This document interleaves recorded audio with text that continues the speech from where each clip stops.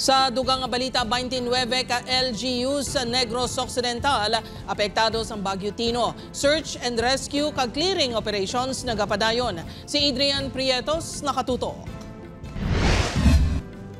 Sa sining nga mga laragway, makita nga nagalinapta pa sa mga dalanon sa Moise Padilla ang mga nagkalatumba nga puno sang kahoy. May mga pamalay nga nagkalagba bangod sa mabaso gahangin.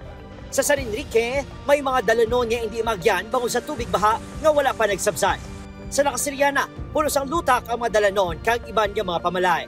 Ini ang pilalang sa halit nga dala sang Bagyo Tino sa probinsya sang Negros Occidental. Sa datos, sa Negros Occidental Provincial DRRMO, 29 sa 32 ka mga LGUs ang naharitan sa paglasla sa bagyo. Pinare-iterate po namon ang importansya sang ginatawag natin nga preemptive evacuation. Kaya di sa subong, di ko aanta na lang ni learnings man ang aton nga experience.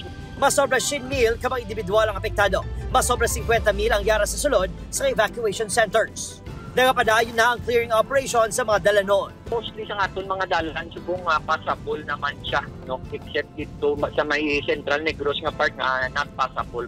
Nagbulig na sa search and retrieval operation ng PNP, BFP kag PCG sa mga lugar nga may na-record nga missing sa probinsya. Adrian Prietos, 1 Western Visayas.